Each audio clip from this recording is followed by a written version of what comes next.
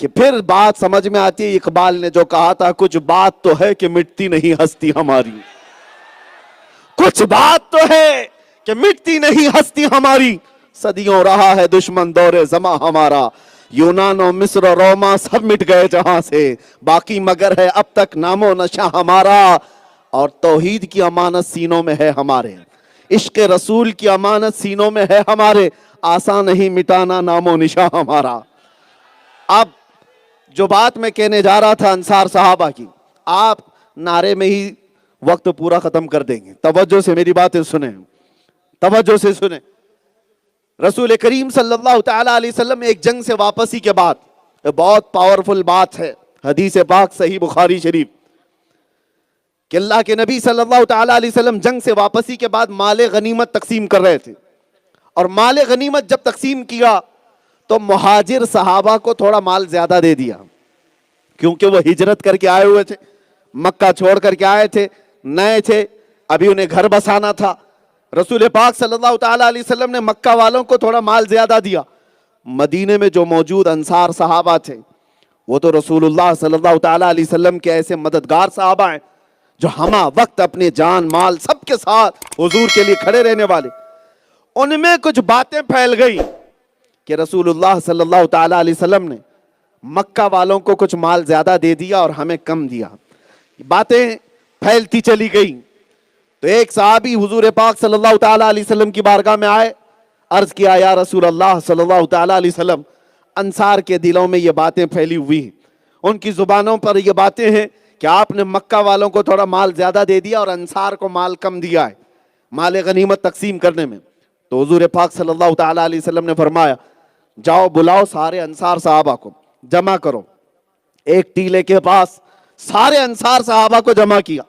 توجہ چاہتا ہوں میرے عزیزو، حضور پاک صلی اللہ تعالیٰ علیہ وسلم کے پاس جب انصار صحابہ آئے تو ان سے میرے آقا نے پوچھا، کیا تمہارے دلوں میں یہ بات آئی ہے کہ میں نے مکہ والوں کو تھوڑا مال زیادہ دے دیا اور تمہیں مال کم دیا ہے؟ تو انہوں نے سر جھکا لی اور کہا، ہاں یا رسول اللہ، ایسی باتیں پھیلی ہوئی ہیں مدینے میں کہ آپ نے مکہ والوں کو مال زیادہ دیا اور مدینے والوں کو انصار کو کم دیا۔ اب سنو جو بات پتے کی ہے، میرے آقا صلی اللہ تعالیٰ علیہ وسلم نے جو خطبہ دیا، ارشاد فرماتے ہیں، اے گروہ انصار، کیا تم وہی جماعت نہیں ہو کہ ہم جب مکہ سے یہاں آئے تھے تو تم جس حالت میں تھے اللہ تبارک و تعالیٰ نے میری بدولت تمہیں ایمان عطا کیا؟ کیا اللہ تبارک و تعالیٰ نے تم آپس میں لڑتے تھے، میری بدولت اللہ نے اتفاق عطا کیا؟ صحابہ سے حضور پاک صلی اللہ تعالیٰ علیہ وسلم یہ سوالات کرتے رہے اور انصار سب چیزوں کی تصدیق کرتے رہے، یہاں تک کہ میرے آقا صلی اللہ تعالیٰ علیہ وسلم اخیر میں کہتے ہیں، اے گروہ انصار، کیا تم اس بات کے لیے راضی نہیں ہو جو میرے بیان کرنے کا مدعا ہے، جو میرے بیان کرنے کا خلاصہ ہے؟ جو دنیا ہم سے کہتی ہے کہ تمہارے پاس کچھ نہیں ہے، تم غریب ہو، تمہارے پاس کوئی اسباب نہیں ہے، ان کے لیے میں یہ حدیث عرض کر رہا ہوں۔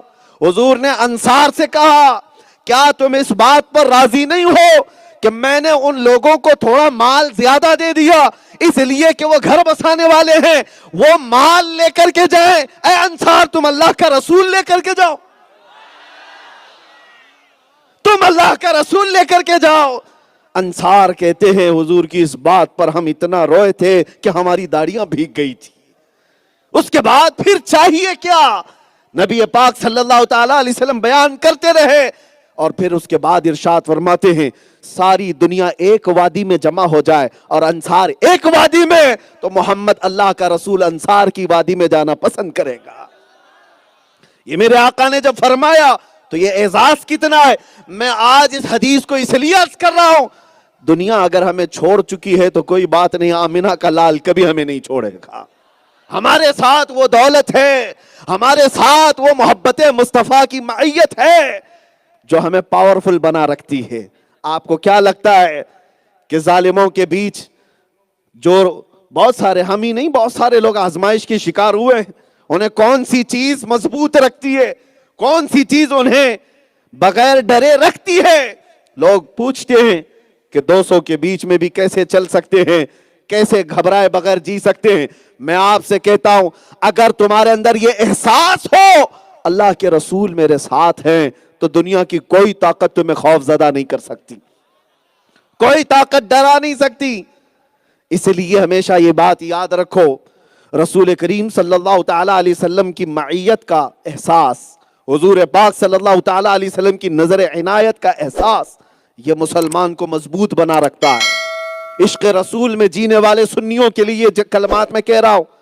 تم کبھی پسماندہ نہیں ہوئے. پسماندہ اس کو کہتے ہیں جس کا ایمان ہی نہیں.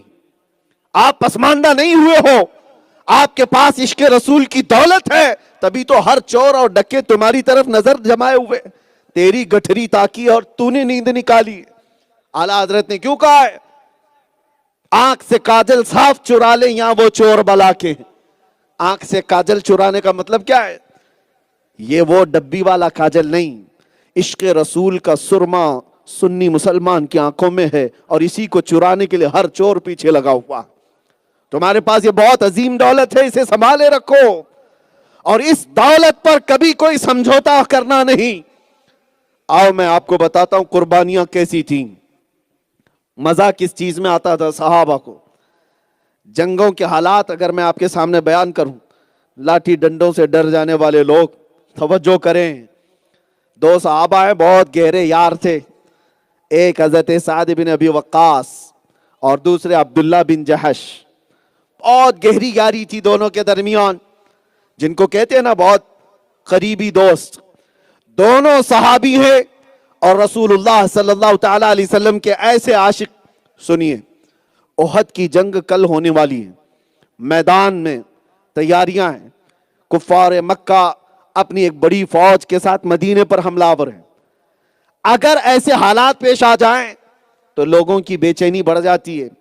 آج آپ کیا سمجھ رہے ہیں کہ اگر تھوڑے بہت آپ کے گھروں کے اطراف کرفیو لگ جائے تو پھر حالات کیسے ہو جاتے ہیں؟ توجہ کریں، آپ امیجن کریں، سوچیں کیسی بے چینی اور بے قراری بڑھ جاتی. وہ مدینے والے کل جنگ ہونے والی ہے، ان کی بے چینی اور بے قراری نہیں. سعد بن ابی وقاص اور عبداللہ بن جحش مسلح بچھاتے ہیں اور دونوں کہتے ہیں ہم دونوں دعا کریں گے. پہلے میں دعا کروں گا تو آمین کہنا، اور پھر تم دعا کرنا میں آمین کہوں گا. دونوں دعائیں سننا، دونوں دوستوں کی دعائیں. حضرت سعد بن ابی وقاص پہلے مصلی پر بیٹھ گئے اور بارگاہ رب العزت میں دعا کرنے لگے. یا رب العالمین، یا اکرم الاکرمین، تیرے حبیب پاک صلی اللہ تعالی علیہ وسلم کی معیت میں کل میدان میں اگر اترنا ہوا، دشمنوں سے ہمارا مقابلہ ہوا، تو اے اللہ تیرے اس سعادت کی خواہش ہے کہ میرا مقابلہ سب سے بڑے پہلوان سے ہو جائے. یہ نہیں کہ چھوٹی موٹی بات کر کے بھاگ جاؤں، مقابلہ سب سے بڑے پہلوان سے ہو، جو دشمنوں کا سب سے بڑا پہلوان ہو، اس سے میں مقابلہ کروں. خواہش تو دیکھیں، لوگ بھاگنے کی کوشش کرتے ہیں اور یہاں بھیڑنے کی بات. اگر دشمنوں کی فوج سے کوئی بڑا پہلوان آئے تو اللہ سعد کی خواہش ہے کہ اس سے مقابلہ ہو. کبھی میں اس کو دائیں سے ماروں، کبھی بائیں سے ماروں، کبھی آگے سے، کبھی پیچھے سے، پھر گرا کر سینے پر کھڑا ہو جاؤں اور پھر تیرے کلمے کی بلندی کا اعلان کروں. حضرت عبداللہ بن جحش کہتے آمین آمین آمین. دعا ہو گئی. سعد بن ابی وقاص نے کہا عبداللہ اب تم دعا کرو. سنو میرے عزیز و انصار صحابہ کی دعائیں. عبداللہ بن جحش کہتے ہیں یا اللہ اے رب کریم، تیرے اس عبداللہ بن جحش کی خواہش ہے کل میدان جنگ میں اگر اترنا ہوا، دشمنوں سے مقابلہ ہوا، تو عبداللہ بن جحش محبت مصطفیٰ میں دشمنوں کی صفوں میں چیرتا ہوا اندر چلا جائے، اور پھر تیری محبت میں لوگ اس کو گھیر لیں، کبھی اس کو دائیں سے مارے، کبھی بائیں سے مارے، کبھی سامنے سے مارے، کبھی پیچھے سے مارے، اور عشق مصطفیٰ میں ہر زخم کو کھاتا رہو اور تیرے کلمے کی بلندی کا اعلان کر کے دنیا سے جاؤ. دونوں کی خواہشیں الگ الگ اور گہری دوستی ہے، دونوں کی بڑی گہری دوستی ہے. سنو دوسرا دن آیا. احد کا میدان بڑا صبر آزما میدان ہے. یہ وہ جنگ ہے جس میں 70 صحابہ کی جانیں گئی تھیں. رسول پاک صلی اللہ تعالیٰ علیہ وسلم کے دندان مبارک اسی جنگ میں شہید ہوئے تھے. وہی جنگ ہے جس میں حضرت امیر حمزہ کا کلیجہ چبایا گیا تھا سینہ چیر کر. یہ وہ بڑی سخت جنگ تھی. اس جنگ کے میدان میں گھماسان کی جنگ ہوئی، شام کا وقت ہوا. صحابہ بیان کرتے ہیں دونوں کی دعائیں جو ایک رات پہلے ہوئی تھی، صحابہ دیکھ رہے ہیں حضرت سعد ابن ابی وقاص لڑتے ہوئے، جنہوں نے پہلے دعا کی تھی، دشمنوں کے بیچ آئے. ایک دشمن ایسا ان کے مقابل میں آیا جس کے بارے میں مشہور تھا کہ وہ 1000 لوگوں سے تنہا لڑ سکتا ہے. بہت بھاری بھرکم پہلوان ان کے سامنے آیا. سعد ابن ابی وقاص نے اس کو دیکھ کر کے جوش میں لڑنا شروع کیا اور کہا میری دعا قبول ہو گئی. جس کا مقابلہ مجھے کرنا تھا وہ سامنے آیا اور اس کے بعد پھر ایسی لڑائی کی, کبھی اس کو دائیں سے مارا, کبھی بائیں سے, کبھی آگے سے, کبھی پیچھے سے. وہ ہمت نہ کر سکا. اس کے بعد اس کو گرا کر اس کے سینے پر چڑھ گئے اور پھر وہی بات کہی جس کی ترجمانی آج ہم کہتے ہیں. یہ سعد ابن ابی وقاص کی زبان سے نکلے ہوئے الفاظ کی ترجمانی ہے جو آج ہم ہر مجمع میں کرتے ہیں. لبیک یا رسول اللہ. توجہ, جنگ کا ایک رخ یہ تھا, شام ہو گئی. سعد ابن ابی وقاص تو کامیاب رہے, اس دشمن کو مار گرایا. شام ہونے کے بعد ظاہر سی بات ہے اپنے دوست کی یاد آئی. عبداللہ بن جحش کہاں ہے؟ تلاش کرنے لگے کہ میرا ساتھی, میرا گہرا یار کہاں ہے. صحابہ نے آ کر کے سعد ابن ابی وقاص سے کہا افسوس ہے عبداللہ بن جحش کی شہادت ہو گئی, وہ انتقال کر گئے. پا گیا. حضرت سعد کہتے وہ کہاں ہے, میں دیکھنا چاہتا ہوں لاش کو. صحابہ لے کر کے تو گئے, لیکن ساتھ میں جن صحابہ نے عبداللہ بن جحش کو دیکھا تھا شہادت پاتے ہوئے, وہ رو کر کے یہ قصہ عرض کرنے لگے. اے سعد ابن ابی وقاص, مسئلہ یہ ہے ہم نے عبداللہ بن جحش کو دیکھا, پتہ نہیں دیوانہ وار یہ صفوں میں ایسے گھستے چلے گئے, ایسے گھستے چلے گئے کہ کفار مکہ اور مشرکین نے ان کو گھیر لیا. وہ کسی کی پرواہ نہیں کر رہے تھے, یہاں تک کہ لوگ ان کو دائیں سے مار رہے تھے, بائیں سے مار رہے تھے, آگے سے اور پیچھے سے, یہاں تک کہ عبداللہ بن جحش کو شہید کر کے ان کے جسم کے 80 ٹکڑے کر دیے گئے تھے. 80 ٹکڑے کر دیے گئے اور وہ جسم پر ان کی ٹکڑے پھیلے ہوئے تھے. اسی اسنا میں رسول کریم صلی اللہ تعالی علیہ وسلم کا گزر وہاں سے ہوا اور عبداللہ بن جحش کے سر کو اٹھایا. میرے آقا صلی اللہ تعالی علیہ وسلم نے ان کے چہرے سے گرد کو صاف کیا اور قرآن کی ایک آیت پڑھی اور اپنی گود میں سر کو رکھا.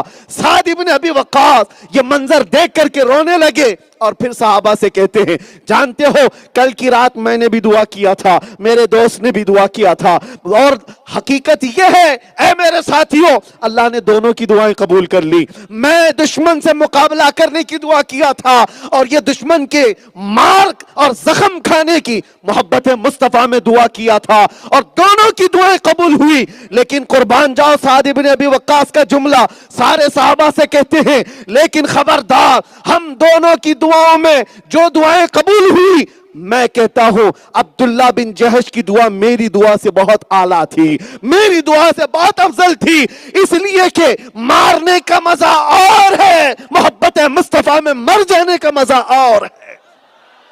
اسی کو اعلیٰ حضرت نے کہا تھا کہ جان ہے عشق مصطفیٰ روز فزوں کرے خدا, جس کو ہو درد کا مزہ ناز دوا اٹھائے کیوں, جس کو ہو درد کا مزہ ناز دوا اٹھائے کیوں.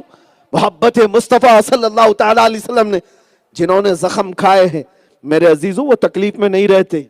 یہ مت سمجھنا کہ یہ دنیا جس طرح سے آزمائش میں گھیرتی ہے, ہوتا ہے بہت سارے معاملات آتے ہیں یہ وقتی طور پر ہوتے ہیں, لیکن حقیقت میں اس کا لطف اور اس کا مزہ کچھ اور ہی ہے. اسی لیے تو حضرت بلال حبشی جب حضرت عمر کے سامنے آتے تھے, حضرت عمر بلال حبشی کو بلال کہہ کر نہیں پکارتے تھے, حضرت عمر کہتے تھے یا سیدنا بلال, اے ہمارے آقا بلال آپ آگے آ جائیے. حضرت بلال کہتے تھے امیر المومنین آپ ایسا کیوں کہتے. حضرت بلال کو جب یہ بات حضرت عمر کہتے تو حضرت بلال کہتے امیر المومنین آپ مجھے ایسا نہ کہا کریں. حضرت عمر کھڑے ہوتے اور کہتے اے بلال جو محبت مصطفیٰ میں تم نے زخم کھائے ہیں, جو تمہاری پیٹھ پر داغ ہیں, ذرا وہ جبہ اٹھاؤ ہمیں وہ چومنے کا دل کرتا ہے. عزیزان گرامی جو حضور پاک صلی اللہ تعالی علیہ وسلم کی محبت میں زخم کھائے یا مصیبتوں کو انہوں نے گلے لگایا ہے وہ ہمیشہ تکلیف میں نہیں رہتے. اس تکلیف کا مزہ کچھ اور ہوتا ہے, اس تکلیف کا مزہ کچھ اور ہوتا ہے. جس کو اقبال نے کہا ہے کہ دو عالم سے کرتی ہے بیگانہ دل کو, عجب چیز ہے لذت آشنائی. آشنائی کی جو لذت ہے وہ پوری دنیا سے آدمی کو بے پرواہ کر دیتی. کون کیا کہہ رہا ہے اس سے بھی اسے کوئی غرض نہیں.